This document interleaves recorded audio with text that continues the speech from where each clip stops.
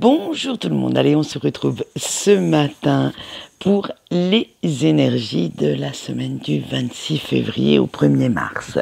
Alors, j'espère que vous avez passé un bon week-end, que notre pleine lune ne vous a pas trop chahuté et j'ai pu les vérifier personnellement, autant vous dire qu'on a voulu quand même rester dans notre bulle de douceur, mais dire ce qu'on avait à dire quand même, hein.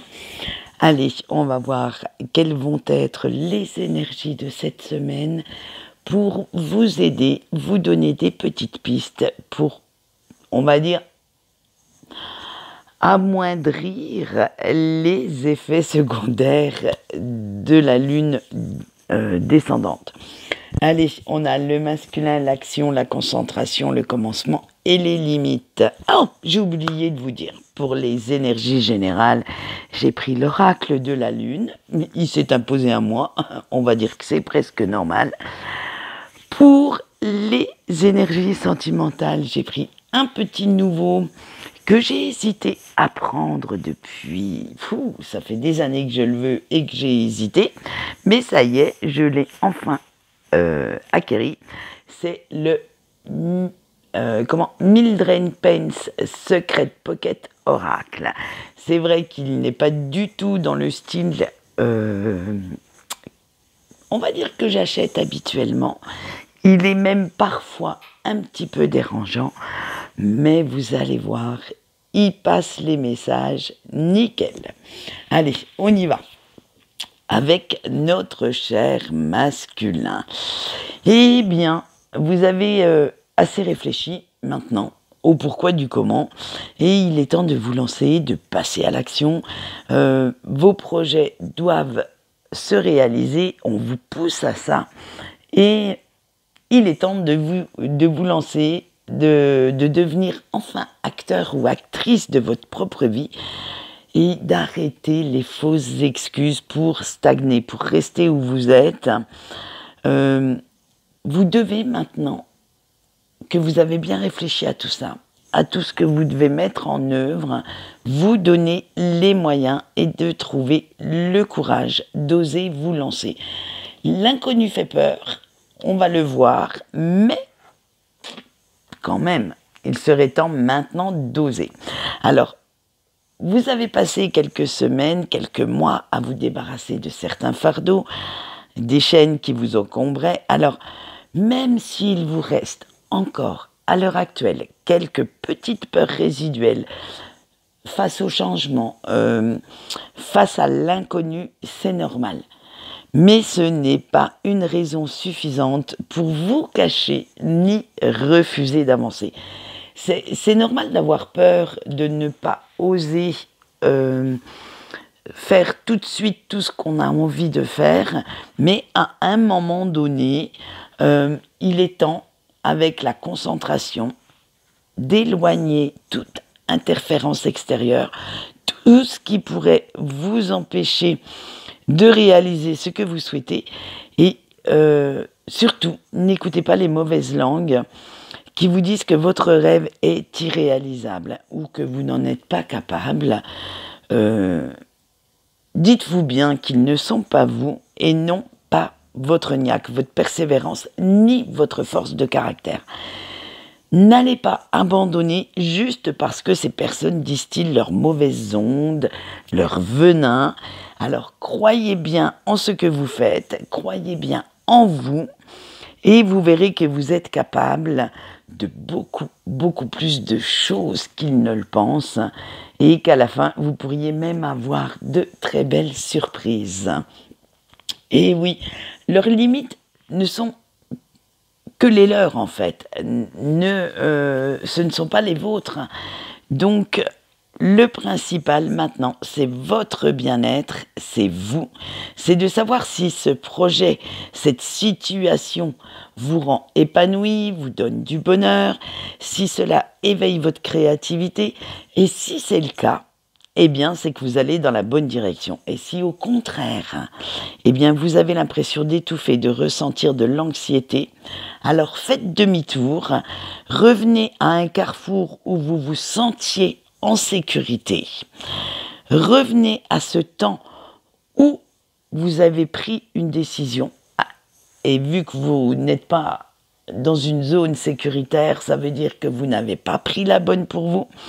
Donc, recommencez.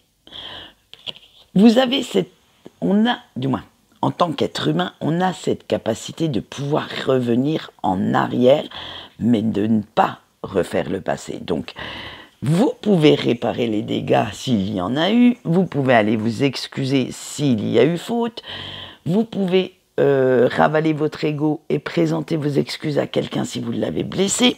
Je veux dire, il y a un moyen de réparer. Mais par contre, oui, c'est vrai que vous ne pouvez pas totalement effacer ce que vous avez dit ou ce que vous avez fait. Mais il y a d'autres façons de voir les choses. Alors, en fait, vous n'avez pas la science infuse, hein, et parfois, répéter plusieurs fois les mêmes erreurs, ça vous fait comprendre, ça vous fait saisir d'où vient le problème, ça vous fait poser aussi les limites de l'acceptable. Mais attention, chaque personne a ses propres limites, et celles du voisin ou de la voisine ne sont pas forcément les vôtres.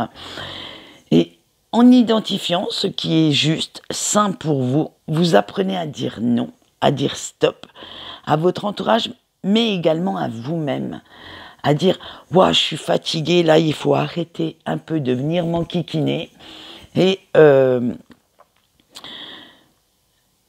tout ça vous montre ce qu'il va falloir changer pour que vous puissiez évoluer en toute quiétude et en toute sérénité. Alors, posez bien vos limites. N'hésitez pas à dire non quand vous en avez besoin. Allez, on y va, on va faire le sentimental maintenant. On a le couple, le rat, la fleur, le sang, l'eau et la fille. Vous voyez, je vous ai dit qu'il n'était pas du tout dans le style que j'achète d'habitude, mais il est très joli aussi. Alors, pour X raisons, votre autre va encore dire ou faire quelque chose qui va vous faire sortir de vos gonds cette semaine. Et voilà la pression que vous avez accumulée depuis quelque temps qui va surgir, qui va exploser. Vous allez être comme ce fameux petit volcan complètement en éruption et la colère arrive. Et disons-le franchement, votre autre, vous n'allez pas mâcher vos mots et votre autre va en prendre pour son grade. Vous allez même penser, en fait, que cette personne est indigne de confiance, indigne de votre amour et qu'il ou qu'elle a juste profité de votre gentillesse. Et ça commence sérieusement, mais sérieusement à vous agacer. Alors, vous avez l'impression que vous êtes le ou la seule à faire des efforts, à faire des compromis, des sacrifices même, pour que votre relation fonctionne convenablement. Et vous avez maintenant envie de jeter l'éponge. Là, ça a été la goutte d'eau qui va faire déborder le vase. Et vous n'avez plus envie de subir l'immaturité de votre partenaire. Il va y avoir de sacrées discussions assez houleuses cette semaine où il y aura encore pas mal de remises en question, de mises au point à faire et ça risque de mettre un petit peu d'ambiance. Voilà ce qu'on peut dire pour les couples. On va passer tout de suite à nos célibataires. Et on a l'oreille, la trompette, l'étoile, la bougie et le poison. Alors vous, chers célibataires, vous devenez de plus en plus conscient ou consciente que le désastre de votre vie sentimentale est quand même pas mal le résultat de votre auto-sabotage. Il est grand temps, actuellement, de revenir à de meilleures dispositions. Alors face à vos partenaires éventuels, face à vos critères de sélection, face à l'amour en général, et de remettre un petit peu de couleur dans votre vie. Maintenant que vous avez compris, accepté, que vous êtes quand même pour quelque chose dans ce désastre, disons-le franchement, hein, dans cette façon de penser, vous allez aborder le problème avec une vision beaucoup plus claire. Et vous savez comment y remédier. En fait, par égoïsme, par protection, vous avez accusé à tort votre ex ou vos ex d'être à l'origine de votre rupture et à force de remuer le couteau dans la plaie, de visionner encore et encore le film de votre histoire, eh bien, ou de vos histoires, vous prenez conscience que vous avez une grande part de responsabilité dans ce qui vous a mené à cette rupture.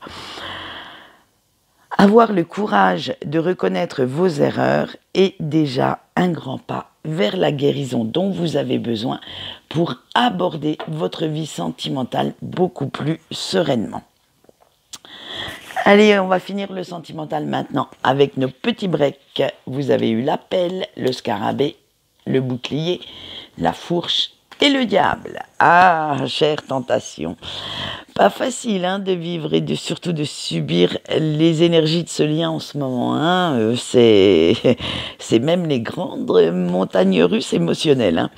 Un jour, vous avez envie de reconquérir la personne de votre cœur et le lendemain, eh bien, votre bel enthousiasme est complètement redescendu comme un soufflet à la sortie du four. Vous avez beau réfléchir, retourner la situation dans tous les sens, vous avez même vous persuadé du contraire. Vous savez que votre cœur appartient à cette personne et que vous lui vouez un amour inconditionnel. Quoi qu'il ou qu'elle fasse, vous serez toujours à ses côtés, toujours dans ce sillage, à prodiguer petits conseils, à toujours avoir une petite attention. Et vous ne pourrez rien y changer. C'est comme ça, point barre. Alors, même si vous faites semblant de vous montrer complètement indifférent ou indifférente, distant ou distante, rien n'y fait, cette personne hante toujours vos pensées et surtout la nuit. Alors, mais comme vous avez tellement peur, en fait, maintenant de vous tromper, encore une fois, sur cette personne, de vous tromper sur ses sentiments, vous préférez vous taire et attendre gentiment dans votre coin que l'élu de votre cœur prenne l'initiative de ce retour. Vous êtes tenté quand même d'envoyer un message, mais vous vous retenez d'avouer vos sentiments par peur que cela ne soit pas partagé. Alors, comme on dit, si on n'essaye pas, on ne sait pas. Et là, c'est pareil. Si vous n'essayez pas de tatouiller un petit peu le terrain, vous pouvez rester longtemps chacun dans votre coin. Alors, pour cette semaine, voilà où vous en êtes. Ça va être un petit peu l'attente, un petit peu le bins dans votre tête, mais on verra que vous allez voir que les énergies vont vous pousser quand même à cette réconciliation, à cette nouvelle fusion, à voir ce que vous pourriez faire ensemble. Allez, on voit le message de votre ange gardien maintenant, et ceci se passe sur 4 cartes. Et oui, ils n'ont pas été très bavards cette semaine. On va voir tout de suite ce que ça donne. Alors, avec ce n'est pas encore le temps, votre ange gardien vous dit, tu dois encore faire preuve d'un peu de patience pour voir les résultats de tes efforts. Pour le choix 2, avec avoir un petit peu plus d'informations, ne te fie pas aux apparences et essaye de trouver ce que l'on te cache. Pour le choix 3, avec le grand oui, tu as toutes les infos dont tu as besoin pour foncer. Donc, je vous le souhaite, le choix 3. Et pour choisir une nouvelle direction, prends du recul et pose-toi les bonnes questions avant de continuer. Et oui, parfois, il est bon quand même de refaire un petit peu le point avant de se lancer. Quant à moi, eh bien, c'est tout pour aujourd'hui. Je vais vous souhaiter une bonne journée, une bonne semaine. On va se retrouver vendredi pour les énergies de notre week-end et normalement, vous aurez aussi ce week-end un petit tirage sentimental sorti de derrière mes fagots. Je vais vous travailler ça et on va voir ce que ça donnera dimanche, bien entendu. Allez, en attendant, je vous fais des gros bisous. Je vous souhaite d'accomplir ce que vous devez accomplir cette semaine et de la passer le plus sereinement possible. Allez, bye bye.